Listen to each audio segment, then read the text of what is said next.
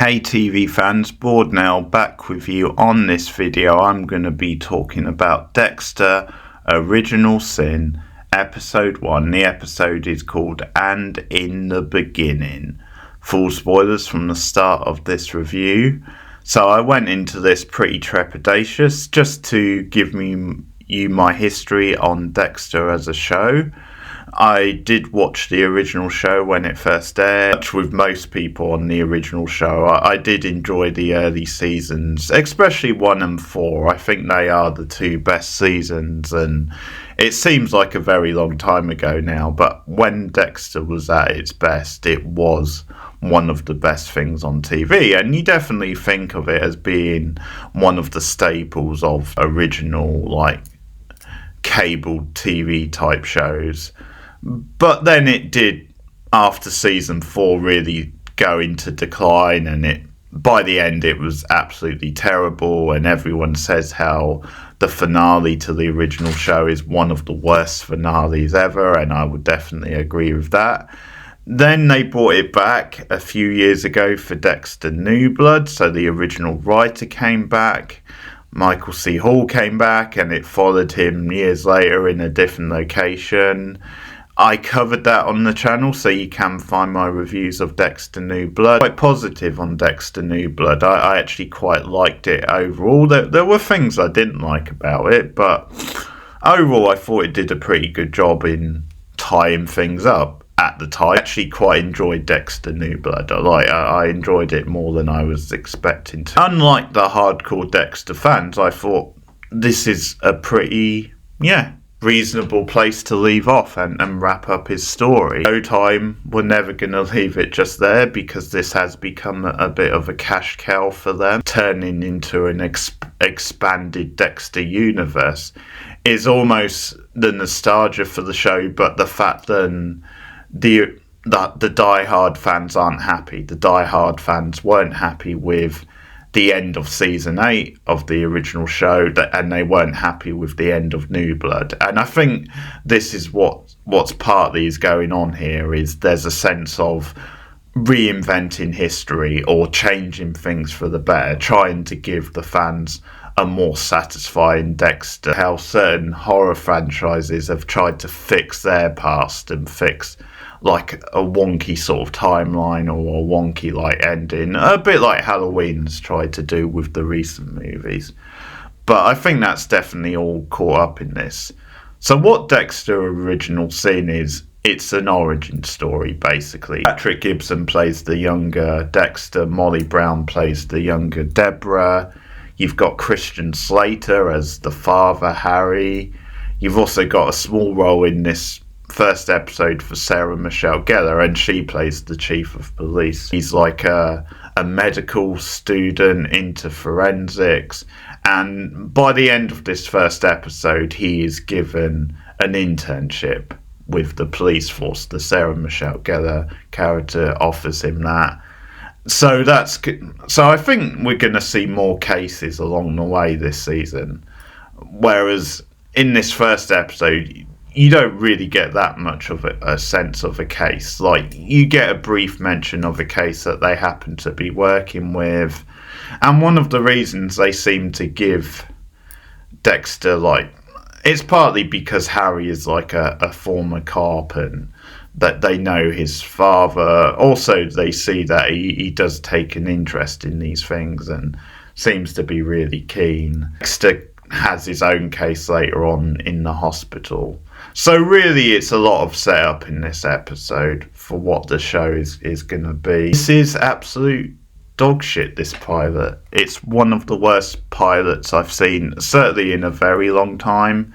I would have to go through it to really describe it, but it's a total mess of a pilot. It's very cliched, it's very cheesy. It's like a CSI mixed with this really cheesy sentimental teen type thing. So it's exactly what you wouldn't want Dexter to be. I know the original show had a certain soapy quality to it, and it was quite sort of pulpy, but it never really felt like this. It never really felt like melodramatic. It got a lot of like really on the nose nostalgia tie-ins which they're doing, and again it does seem like this is very fan servicey. It's not done in a good way. It's done in a very haphazard type of way. The whole thing is very sloppy, and it's really a mess and a bore to sit through. Like, there's nothing really that engaging or fun about it, fun and exciting, because again, when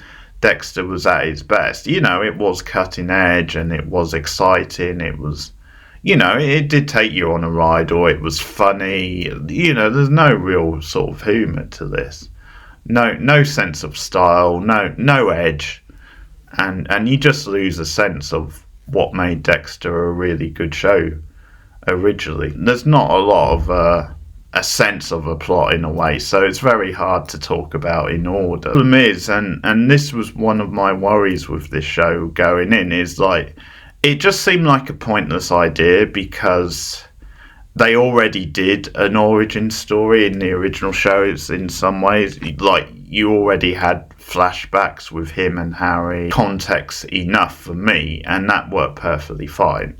So that was one of the things that made this pointless. But one of the things it's worth saying is that when you see Patrick Gibson as like the younger Dexter Morgan, because you've already seen younger Dexter Morgan in the original show, it just doesn't work, because like, this guy doesn't look like that younger Dexter Morgan, and this is meant to be roughly the same age. He might be 2 or 3 years older, but he is meant to be roughly in the same age range. This guy, and he's not, I don't know, I don't want to say he's a bad actor. He definitely doesn't have the charisma of Michael C. Hall, and there's a trippy sort of uncanny valley type thing going on, because they have got Michael C. Hall back to do the voiceovers. So it's a bit weird having this Gloucester Dexter, like this watered down version that you see, but then they have implanted Michael C. Hall's voiceover. It's a weird sort of thing to sit through, but yeah, no, this guy, I mean, he doesn't have it. He doesn't really look the part, and I think it's just a bit weird that we saw a different actor playing a teenage Dexter in the original show, and now we're meant to accept this guy who just looks like a floppy head. He looks like someone who was like the 5th choice in Take That and didn't make the cut, and yeah, he just looks like a bad boy band type extra, but who can pull like a semi-serious type face. I think my mum said this when we were watching it, then maybe Deborah was the one they got down quite well with Molly Brown, and that's fine. I can see her as a young Deborah. I thought the actress did a pretty good job. I didn't really care about the stuff with her and Dexter, because that was just annoying, like teenage melodrama, which is one of the other problems here, is that they're trying to make a Dexter show but do it in this very like teenage soapy type way. Like, it's almost like the Wonder Years meets Dexter, or some like Saved by the Bell meets Dexter, and that's not really what Dexter should be. With Molly Brown as Deb, I think the actress is doing quite a good job, and she's got the mannerisms down quite well. But it is just this, they've taken the very basics of the original characters and they've just amped them up, and that's my thing with the whole episode, is they've just taken the bare minimum of the original show and they've just amped it up to a ridiculous level. So with Deb, she's very one note. She's very much like later Deb we've seen in the original series. She's very much okay. She's potty mouthed. She says what's on her mind all the time. She's blunt. She's moody. I don't know. To me, that's a bit off, because you would change over time, because I think she's meant to be in her mid or late 20s when we see her later on. But, I mean, whatever. It's a pretty good impression of Deborah, but it's just this thing of like it.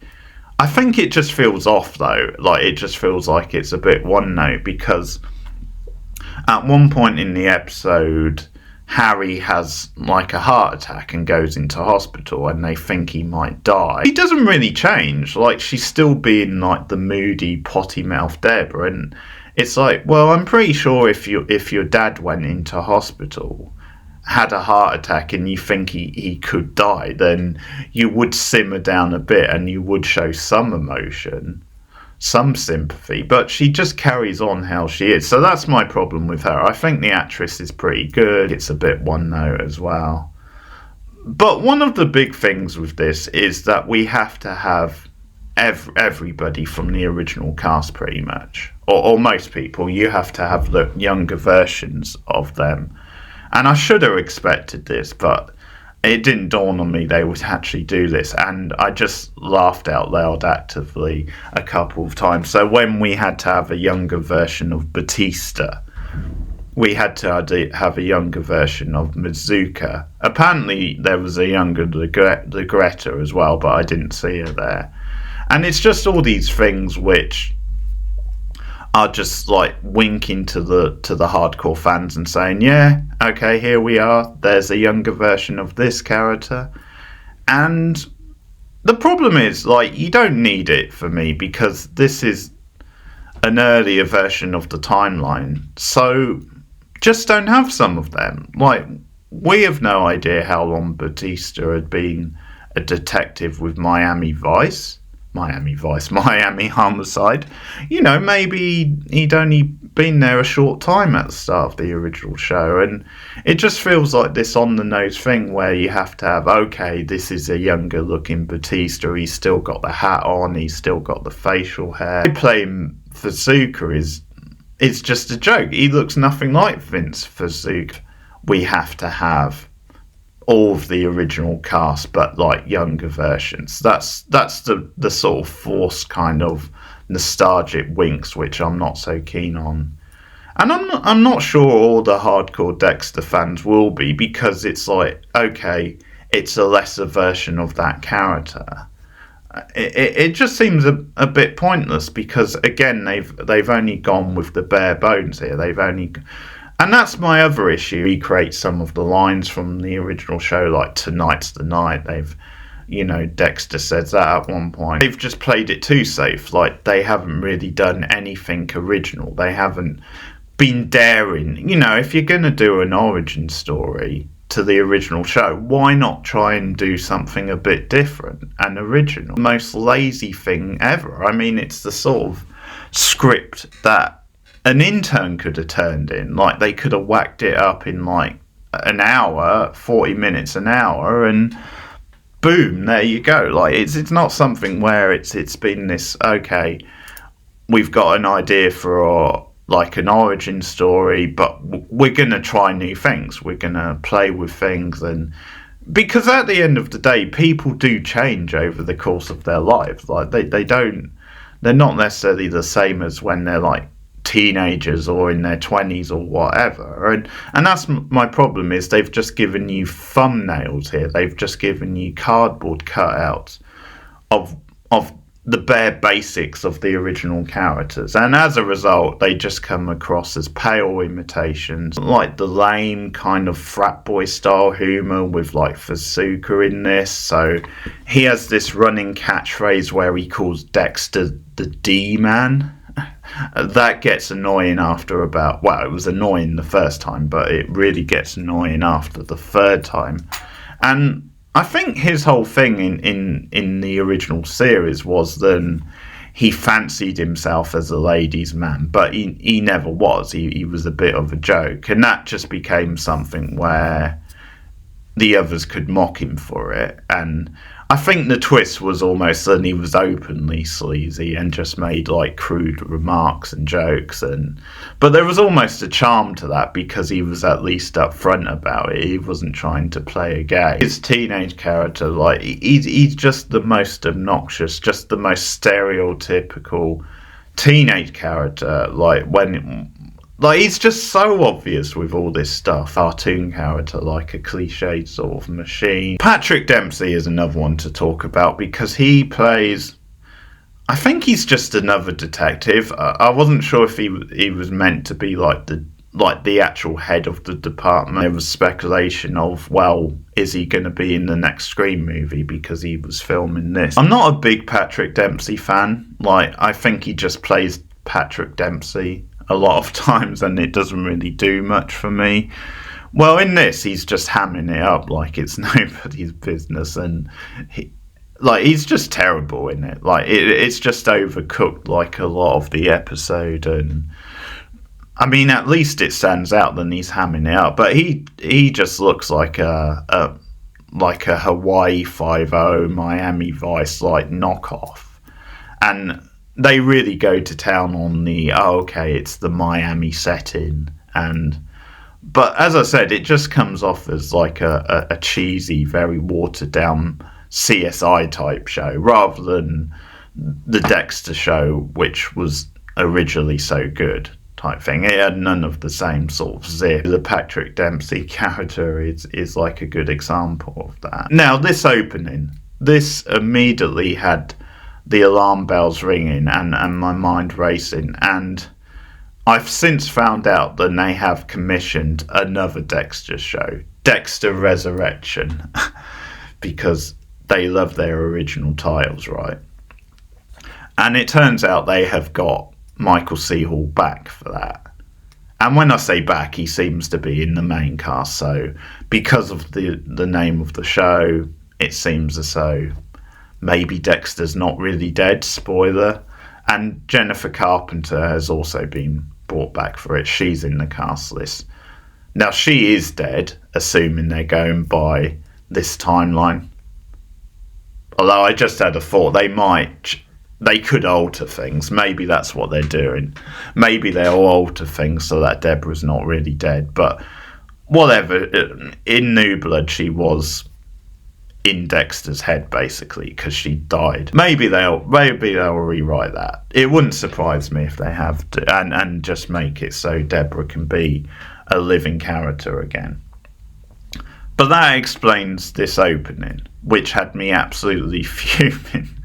I probably shouldn't be, because at this point I don't give a shit about this stuff. But open at the end of Dexter New Blood, which means they have to acknowledge it to some extent anyway, because they're opening at the end of it. But Dexter New Blood, we thought, okay, Harrison shoots him, Dexter pretty much allowed that to happen, and it's this poetic ending. Like, it's almost like, okay, his son is the one to finally take him out, and it's almost like Dexter made the mature decision in some ways, like, well, we can't be on the run forever, this is never going to go away. The way that show ends, it's fair to assume Dexter is dead, and that's it. Harrison moves on, has a life in another town. Oh no, we're going to fix that because the hardcore fans aren't happy.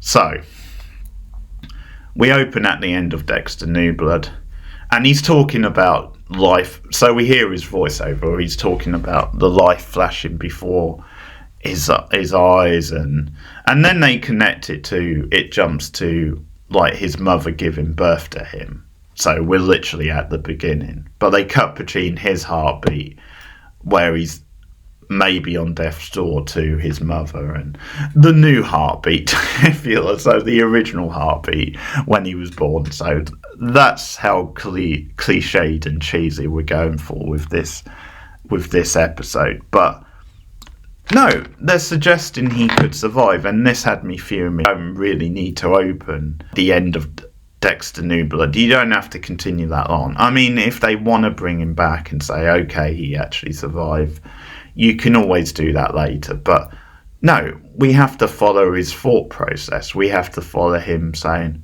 wait, what, a heartbeat? And I can't remember what else he says, but it's absolute bullshit. It's the start of the episode, and it's a start you don't actually need. But now it makes more sense, because I have seen in the last week we're getting Dexter Resurrection later in the year. Michael C. Hall has signed back on. I guess they throw so much money at him he couldn't resist. As I said, Jennifer Carpenter back in the mix as well, and so they're going to undo the ending of New Blood by the looks of it. They've recreated the opening credits from the original show.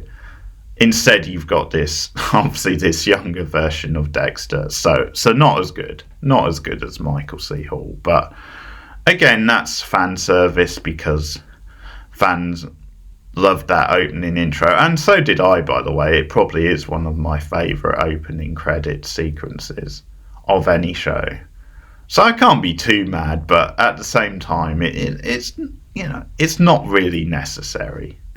You know, it's a new show. That show had 8 seasons, so it's not like if you went back and watched the original show, you can get enough of that from the original show. Do a new title sequence. It doesn't really matter, but again, it's more fan service from the start. So we get like this phony looking scene with Dexter at like his school where he's like doing an autopsy. The bones just look like CGI and cheap and really phony. And whereas I think in the original show, that's something they did put a lot of detail into, a lot of care and attention, and it always looked realistic to me whenever you had like an autopsy or them looking at the bones or, you know, like a dead body. It's very rarely that it looked like phony. It's just looked like bad CGI or bad prop. No cliche unturned, because the writing is so lazy.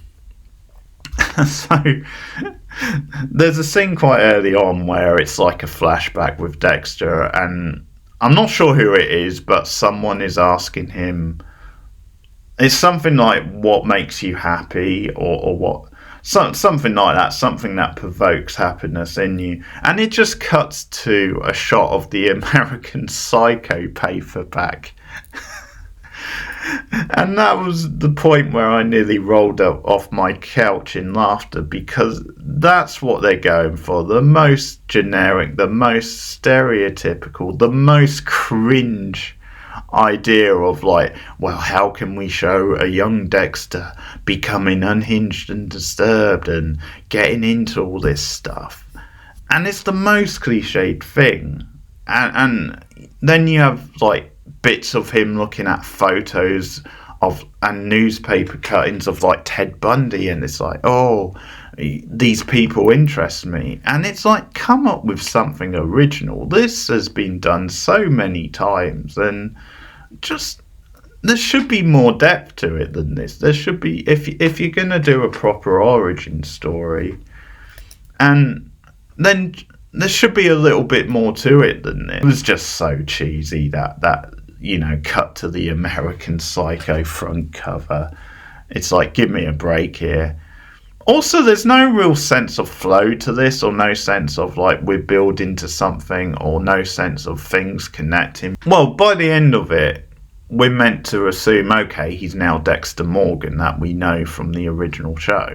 Like, it seems like they'd been dancing around it a bit, and we're just doing the typical teenage.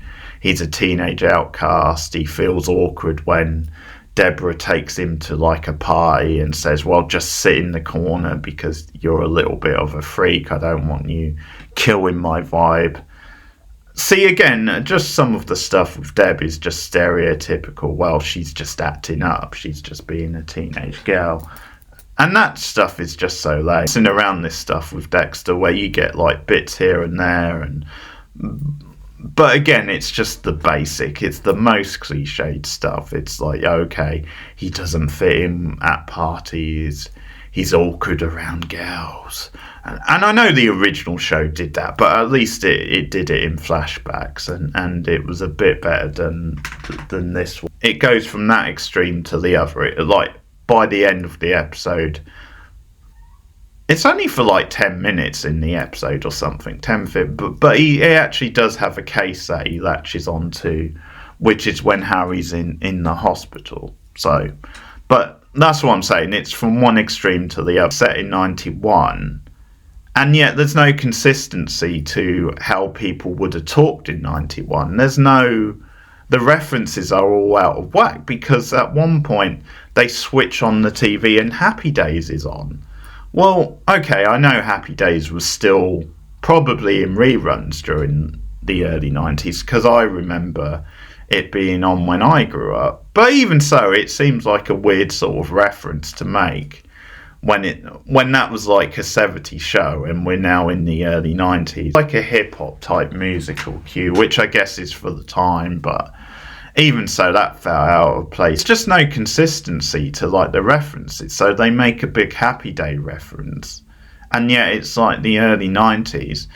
But the way people talk, like the way they talk at the party, like I think it's one of Deborah's friends who's just making references to, okay, are you gay, are you straight, or are you in and she's just using quite modern lingo. But this is back in the early 90s where a lot of people probably didn't think about that sort of thing, and B, they certainly didn't express it in that way. And so it's so inconsistent. It's such a hodgepodge of an episode. Terrible flashback scene with Harry where him and his wife, Dexter's mother, who at that point is still alive, they lose a son in a swimming pool. Harry, the TV, not really paying attention, and he realises he's in the swimming pool. He tries to save him, and that. So it's a badly done scene, first of all. Like, it's really melodramatic and cheesy,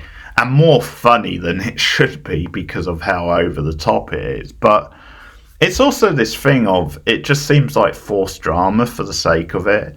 And I guess what they're doing is like they're just showing a wedge between them, and this is why their marriage went down, because she blames him for allowing it to happen. It doesn't really seem to serve that much purpose. Not something I remember ever being mentioned in the original show. Now, if it did, someone can tell me in the comments, and I guess fair enough, but it was still a really bad and cheesy scene. Christian Slater is the highlight of the episode for me. I think he is a good Harry, and I think he at least does bring a bit of something to it, like a bit of weight, a bit of meat, and you do get scenes where you can see he's concerned about Dexter and what direction he's going to take, and you can see him wrestling with that stuff. So I would say Christian Slater is definitely the highlight of the episode. Really get much of Sarah Michelle Gellar, just a couple of scenes here and there. So she's a good actress, obviously, but she's not really given enough in this episode to really say, okay, she's good or bad. But she's not in it much. It's fair to assume she'll probably be in it more in the later episode, because Dexter gets the internship by the end of the episode. So many lame choices in this episode with Dexter. You know, that they go to things like, okay, he's drawn to like weird and strange little creatures. It's just every cliche just ticked off. Deb has like a basketball game or a net. I think it's volleyball. She has like a volleyball game, and it's a big deal, and she wants Dexter to be there. And, you know, in another show, this kind of drama, like if it was, okay, we're here for like a teen type show and that's the point, you wouldn't necessarily complain. In a Dexter type show, no, you don't really want any of this BS. But she has the game, and then it's because he's off doing this other thing. She then has an excuse to be pissed with him later on because he doesn't make it to the game. But they do this really bad transition between the two where Dexter is basically killing this other person and wrapping her up in the bag, and it's cutting between the two. So it's cutting between Deborah celebrating at the basketball game and this. And the musical cues, I already talked about them a bit, but they're so on the nose, so cheesy. He's gonna have his first kill, and again, for his first kill, you'd think it's gonna be a big deal, but it really doesn't feel like a big deal. It feels like they could have built a whole episode around it, or at least they could have had like a build-up for the Dexter character in the episode, and by the end maybe he would be ready for his first kill, and then that's something they could do in episode 2.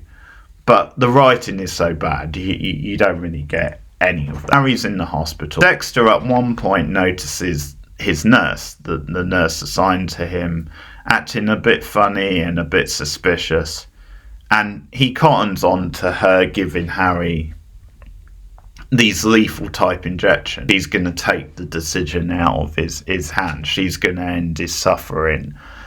But it's against his wishes. He becomes Dexter's first victim. And again, it's all sorts of like weird sort of cringe stuff going on, because she's actually acting quite flirty towards him as a cartoon character, and a little bit of, well, okay, if I was a sleazebag,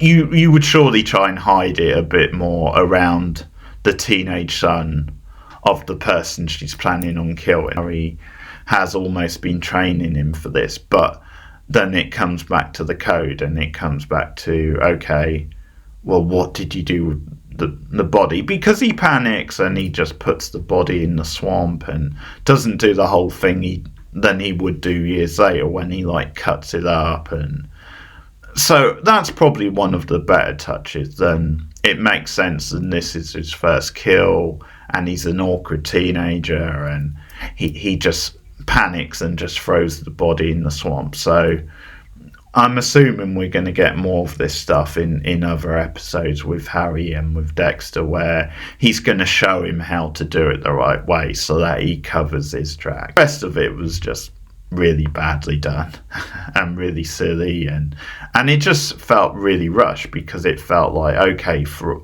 most of the episode we're doing the teenage drama stuff, and it only really takes up 10 minutes of the episode, so it felt very sort of rushed. It's a real parody of a Dexter show. Like, that's the word, is parody. It just feels like a half-hearted parody, where it almost feels like some sort of bad comedy or bad sort of nightmare. I mean, this is so cringe and so laughably bad, with some of the dramatics, some of the overacting, some of the cheesy type dialogue.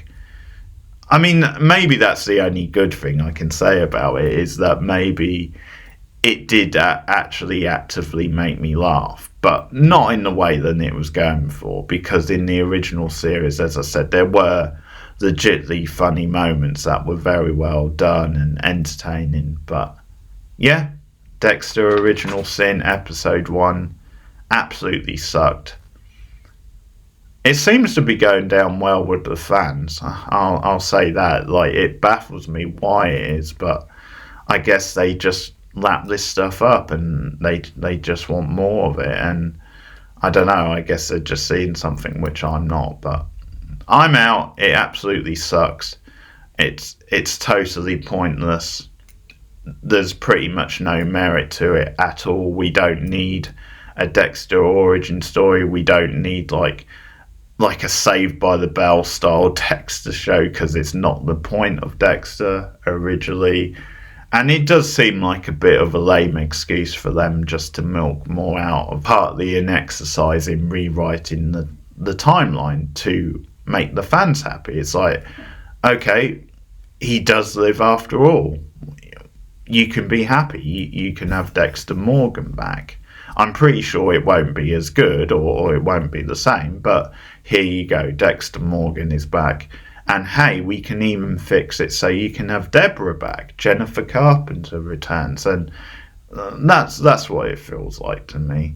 So, big thumbs down. Dexter Morgan Original Sin episode 1.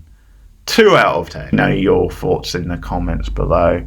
Like and subscribe as always. Share me out on social media.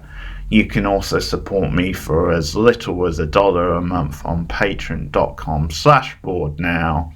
You can also sign up to channel memberships. There's 3 different tiers for that. Get a variety of perks if you want to help the channel out more monetarily. But as I said, let me know what you thought of this episode of Dexter Original Sin in the comments below. And I'll see you guys again soon. Goodbye.